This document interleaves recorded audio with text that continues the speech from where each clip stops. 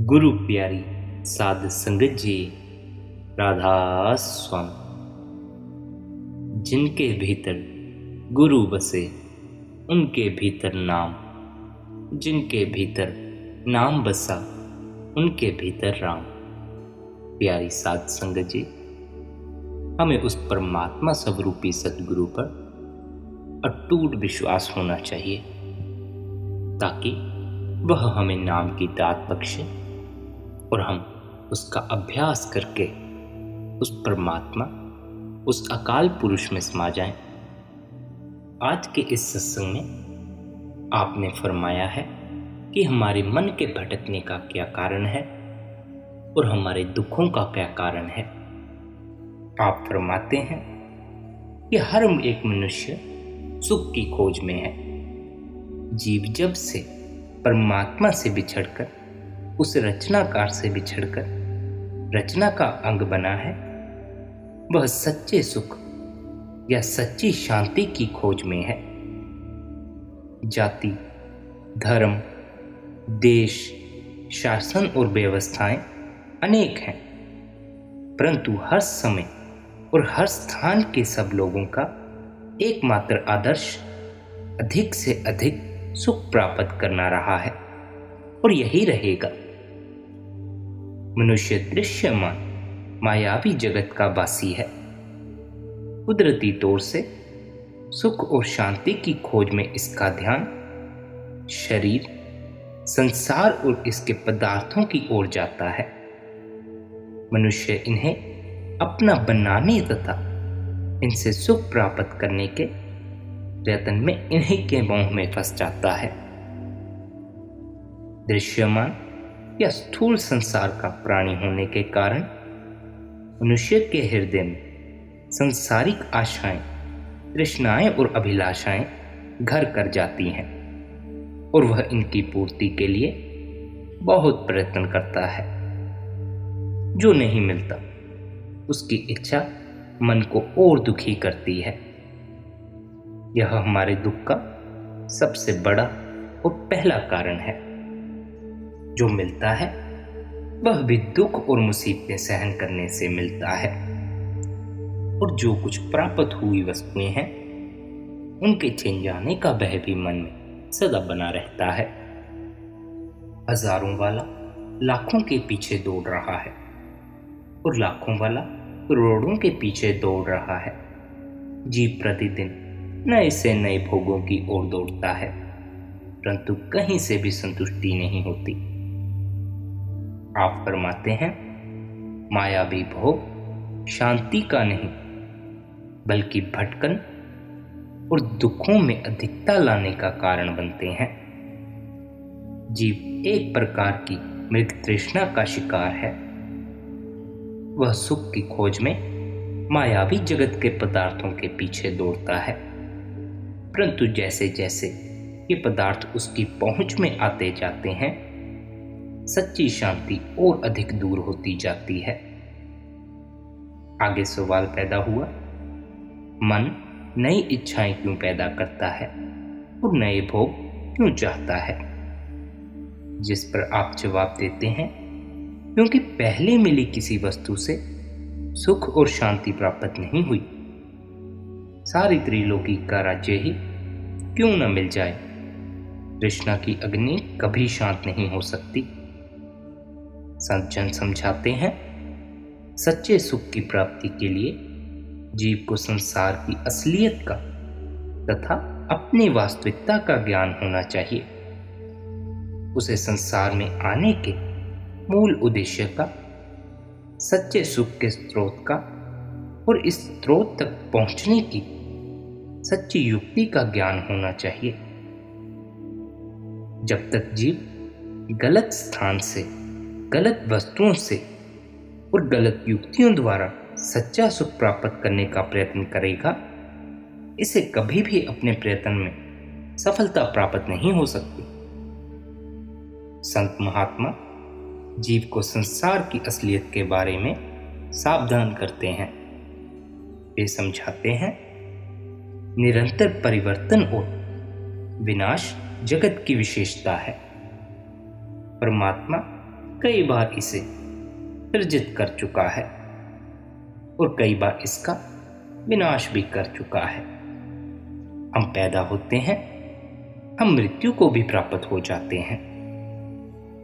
मृत्यु का डंका तो माया के सूक्ष्म मंडलों में भी बज रहा है।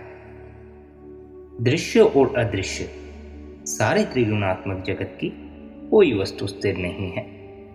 साधारण जीव ही नहीं, ऋषि मुनि और देवी देवता भी नश्वर हैं। कौम, मजहब, मुल्क, जाति पाति आदि का अभिमान झूठा है, क्योंकि कोई भी वस्तु मौत की पकड़ से बाहर नहीं है। सारे संसार में बीमारी, बुढ़ापे और मौत का राज्य है। कोई भी इनसे सदा के लिए नहीं बच सकता। रिश्तेदार और संबंधी सदा साथ नहीं रहते और ना ही संसार की वस्तुएं और पदार्थ स्थायी हैं। मौत के समय संसार की कोई वस्तु साथ नहीं जाती। आगे आप फरमाते हैं, मोतियों की माला, सोने के आभूषण, हीरे जवाहरात और माया की अन्य लुभावनी वस्तुओं और पदार्थों की लालसा में सारी आयु गुजर जाती है, परंतु इनमें से सच्चा सुख और सच्ची शांति कभी नसीब नहीं होती।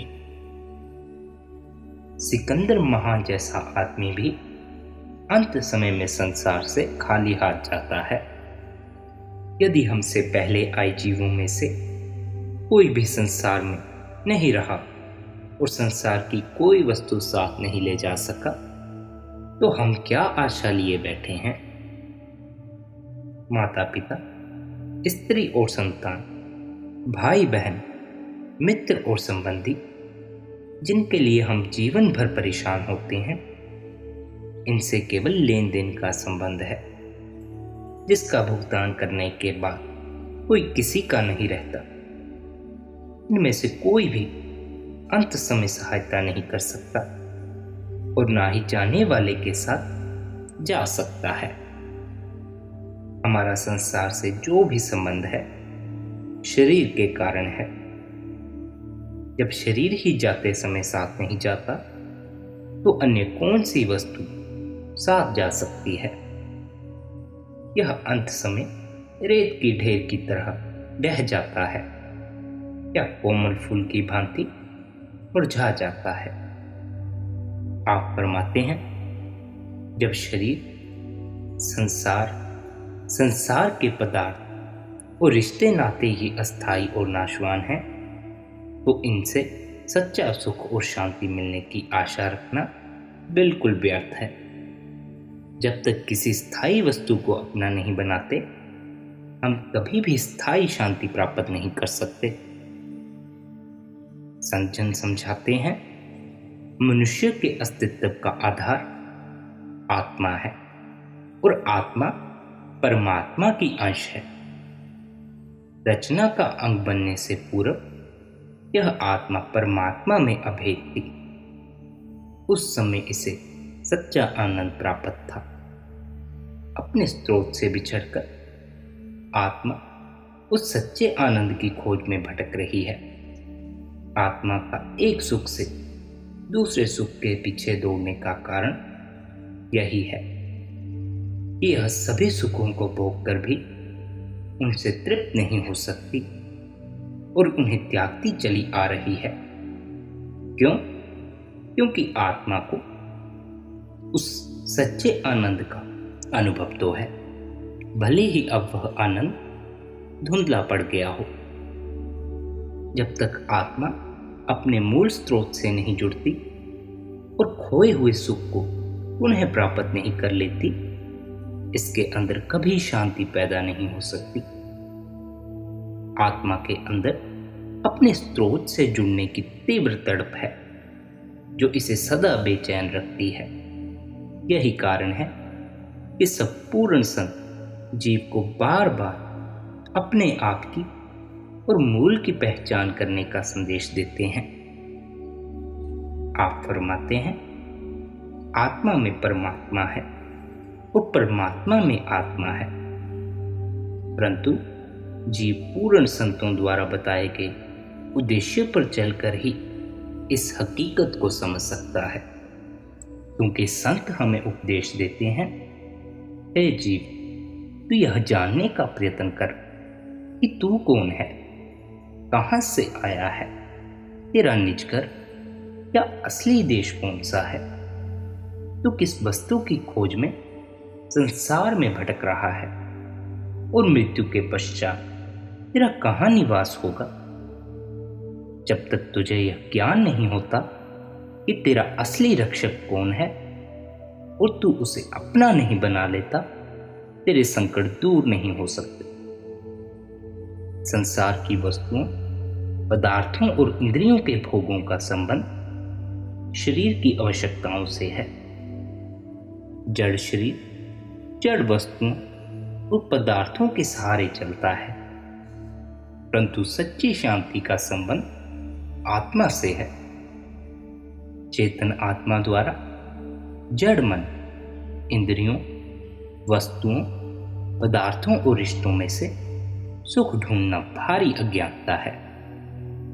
यदि यह परमात्मा के नाम या शब्द की डोरी पकड़कर वापिस अपने स्रोत से मिल जाए तो इसके सब दुख दूर हो जाएं और यह परम सुख की अधिकारी बन जाए। आप कहते हैं, जीव को चाहे हीरे जवाहरात के बने महल मिल जाएं, संसार का सबसे सुंदर जीवन साथी मिल जाए, आश्चर्यजनक रिद्धियां सिद्धियां मिल जाएं और संसार का राजपाट भी क्यों ना मिल जाए, किंतु जब तक आत्मा परमात्मा से मिलाप नहीं करती, इसके अंदर आग जलती रहेगी। अविनाशी आत्मा को अपने अविनाशी पति परमेश्वर और उसके नाम के बिना संसार की किसी वस्तु में से सच्ची और स्थायी शांति नसीब नहीं हो सकती। संत महात्मा संसारिक सुख सुविधाओं के विरुद्ध नहीं हैं, वे केवल यह समझाना चाहते हैं कि ये आवश्यकताएं और सुविधाएं शरीर को कायम रखने के लिए हैं, ताकि मनुष्य इनका प्रयोग करता हुआ अपनी आत्मिक अवस्था का विकास करके सही अर्थों में इंसान बने। सांसारिक सुख आत्मिक विकास का साधन है, परंतु ये आत्मिक उन्नति का रूप नहीं ले सकते। अज्ञानी पुरुष इंद्रियों के भोगों को मंजिल बनाकर पशु के स्तर पर जीवन व्यतीत करता है, जबकि ज्ञानवान पुरुष जगत के भोग को संसारिक जीवन में पूर्णता की प्राप्ति का साधन बनाकर सच्चे सुख का अधिकारी बन जाता है। जीवित रहने के लिए विद्या की आवश्यकता नहीं, परंतु विद्या मनुष्य को बेहतर इंसान बनाती है। जीवित रहने के लिए कला की आवश्यकता नहीं, परंतु जिस सहजता और सूक्ष्मता का रस कला के मर्म को जानने वाला ले सकता है, कलाहीन प्राणी उसका स्वप्न भी नहीं ले सकता। इसी प्रकार मनुष्य रूहानी उन्नति के बिना भी जीवित रह सकता है, किंतु यह अधूरा, अंधा और पशुवत जीवन है, जबकि रूहानी उन्नति वाला जीवन पूर्ण ज्ञान में, आनंद में और स्थिर जीवन है। संत जन समझाते हैं, मनुष्य का अस्तित्व शरीर, मन या इंद्रियों के सहारे नहीं, आत्मा के सहारे कायम है। बॉडी, इंजन और पेट्रोल तीनों के होने के बावजूद कार को चलाने के लिए ड्राइवर की आवश्यकता होती है। इसी प्रकार शरीर और मन, इंद्रियां आत्मा के हथियार या यंत्र मात्र हैं, जो बिना आत्मा के कार्यशील नहीं हो सकते। जब आत्मा शरीर को छोड़कर एक ओर हो जाती है, तब शरीर बेकार हो जाता है। आत्मा शासक है और मन, इंद्रियां इसके सेवक हैं, परंतु अपने आप को शरीर और इंद्रियां समझने की अज्ञानता के कारण जीवात्मा इनकी दासी बनी हुई है। होना तो यह चाहिए था कि आत्मा के वश में होती बुद्धि, बुद्धि के वश में होता मन और मन के वश में होती इंद्रियां और इंद्रियों के वश में होते भोग। परंतु इस समय सारा सिलसिला उल्टा हो चुका है। भोगों के वश में है इंद्रियां, इंद्रियों के वश में है मन, मन के वश में है बुद्धि, बुद्धि के वश में है आत्मा।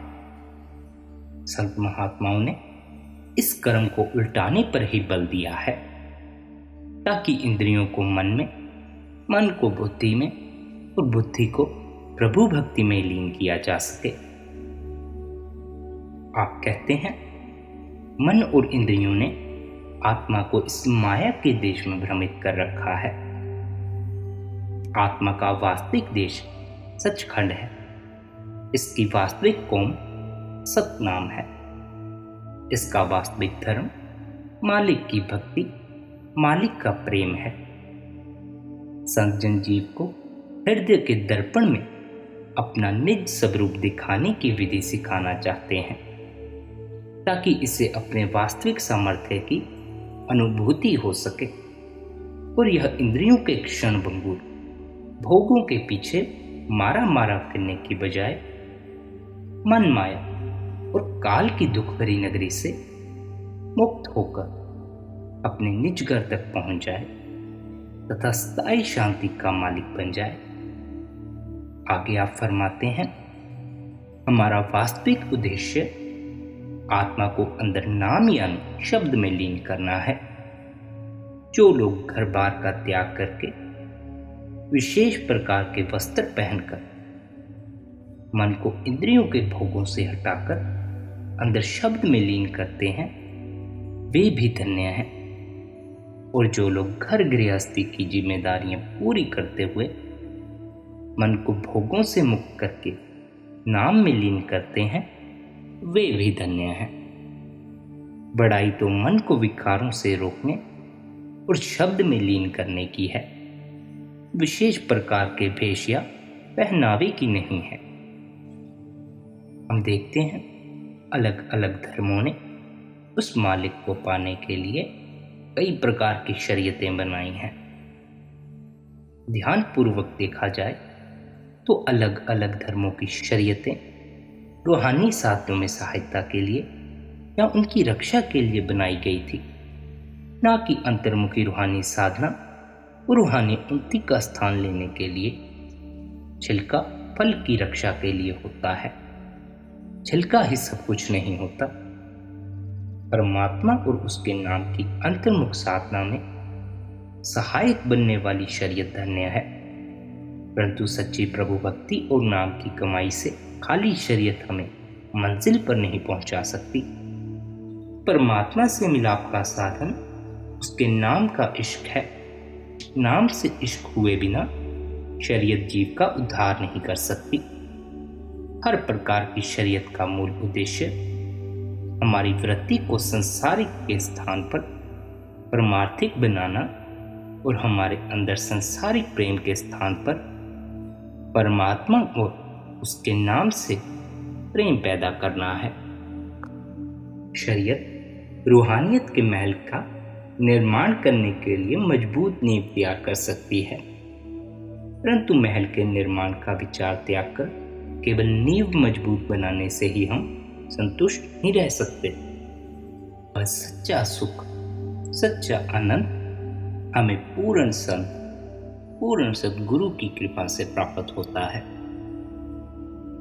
पूर्ण संत किसी देश, ओम और काल में क्यों न आए हों, वे न धर्म बनाते हैं न उसे मिटाते हैं। वे समझाते हैं कि बाहर मुखी कर्मकांड का संबंध शरीर से है, जबकि परमात्मा की भक्ति का संबंध आत्मा से है।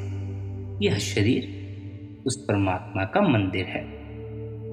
अंत समय शरीर दरगाह में साथ नहीं जाता, वहां केवल हमारे कर्म और हमारे परमात्मा के प्रति प्रेम देखा जाता है। संत जन समझाते हैं कि ना तो एक धर्म छोड़ने की आवश्यकता है और ना ही दूसरा अपनाने की आवश्यकता है। वह परमात्मा भी हर एक के अंदर है, आत्मा भी हर एक के अंदर है, और आत्मा को परमात्मा से मिलाने वाली शक्ति भी हर एक के अंदर है। इसलिए सब धर्मों के लोग अपने अपने धर्म में रहते हुए अंतर में अपने ध्यान को शब्द से जोड़कर अंदर ही परमात्मा से मिलाप कर सकते हैं। संत महात्मा समझाते हैं, धर्म और कर्मकांड अनेक हैं, परंतु सब धर्मों को आपस में जोड़ने वाली सच्ची आध्यात्मिकता केवल एक है। संत कहते हैं, जिस परमात्मा ने संसार के शेष सब नियम बनाए हैं, उसने अपने साथ मिलने का मार्ग भी स्वयं निश्चित किया है, जिसकी समझ संतों को ही होती है। परमात्मा से मिलने का मार्ग किसी बलि, पैगंबर, संत महात्मा या अवतार का बनाया हुआ नहीं है। यह परमात्मा का अपना बनाया हुआ मार्ग है। यह मार्ग प्रत्येक मनुष्य के अंदर है और इसमें किसी प्रकार की भिन्नता नहीं। इस साधन या मार्ग को संतों ने नाम या शब्द का मार्ग कहा है। आगे सवाल पैदा हुआ कि परमात्मा के मिलाप के मार्ग पर कैसे चल सकते हैं, जिस पर आप जवाब देते हैं, इस मार्ग पर सहायता देने वाली या काम आने वाली एक ही वस्तु प्रभु का नाम, शब्द, अनहद नाद है। नाम, शब्द अनादि काल से सब धर्मों और संतों के उपदेश का आधार रहा है। किसी महात्मा ने शब्द का खुलेआम प्रचार किया, किसी ने संकेतमय भाषा में इसका वर्णन किया और किसी ने इसे परंपरागत ढंग से ही चलने दिया। कलयुग में संत महात्माओं ने विस्तार पूर्वक नाम की महिमा की है, क्योंकि जीव इतने निर्बल हो चुके हैं तथा मनमाया का जोर इतना बढ़ चुका है कि संत जन नहीं चाहते लोग किसी प्रकार के भ्रम में फंसकर मनुष्य जन्म के अमूल्य वरदान को व्यर्थ खोकर चले जाएं। संसार के सब धर्मों का सार शब्द है, जिसका प्रकाश परमात्मा के सच्चे भक्तों के हृदय में होता है। आप फरमाते हैं, संसार का सबसे उत्तम धर्म और सबसे निर्मल कर्म शब्द का स्मरण है। अपने ध्यान को अंतर में शब्द से जोड़ने वाला व्यक्ति ही सच्चा प्रभु भक्त और धार्मिक पुरुष है। संसार के सब धर्म ग्रंथों का सार राम नाम का जप है। इसलिए जीव को हर प्रकार के अन्य साधन को बुलाकर दिन रात नाम का सिमरन, शब्द का सिमरन करना चाहिए। आगे आप सावधान करते हैं, नाम को भुलाने से मनुष्य कहलाने का अधिकारी नहीं रहता। सब धर्मों में श्रेष्ठ और सार वस्तु परमात्मा का नाम है, और सच्चा भक्त वह है जो पल भर के लिए भी नाम को नहीं बोलता। और यहाँ नाम से मतलब परमात्मा के अनेकों नामों में से किसी एक नाम से नहीं। यहाँ नाम का मतलब परमात्मा की दुर्दरगाह से आ रही उस आनंदमय ध्वनि से है, जिसे शब्द अनहद नाद भी कहा जाता है। आखिर में आप समझाते हैं, पूर्ण संतों का बताया हुआ परमात्मा की भक्ति का मार्ग ही सच्चे धर्म की सीढ़ी है, और वह सीढ़ी परमात्मा का नाम है। नाम आत्मा के अनंत जन्मों के कर्मों और संस्कारों की मैल उतार कर इसके अंदर परमात्मा का सच्चा प्रेम पैदा करता है। उस दयालु प्रभु ने नाम रूपी पूर्ण कला या युक्ति हर जीव के अंदर रखी हुई है। नाम की कमाई करने वाले लोग पूरी तरह निर्मल हो जाते हैं और सब प्रकार के द्वैत भाव से मुक्त होकर प्रभु के साथ मिलाप की सहज अवस्था का पूर्ण सुख प्राप्त कर लेते हैं। इसलिए अगर आप दुखों से परे होना चाहते हैं, उस अपार सुख को हासिल करना चाहते हैं, तो अपनी लिप को उस सच्चे नाम, उस अनहद नाद के साथ जोड़ दीजिए और सब कुछ उस मालिक पर छोड़ दीजिए और अपने सद्गुरु और परमात्मा पर विश्वास करिए कि वह जो करता है हमारे लिए करता है। परमात्मा कभी कुछ गलत नहीं करता। उसने अगर कोई दुख भी हमें बख्शा है तो उसमें हमारी ही भलाई है। शायद कोई दुख हमारे ऊपर इतनी गहरी छाप छोड़ दे कि फिर हम संसार के छोटे छोटे सुखों की ओर ना भागें, बल्कि हम उस परम आनंद की ओर दौड़ें। और उस परम आनंद की प्राप्ति अपने लिप को नाम के साथ जोड़ने से ही हासिल होती है। और नाम की युक्ति और अभ्यास हमें सद्गुरु के पास जाने से ही हासिल होता है। राधा स्वामी जी।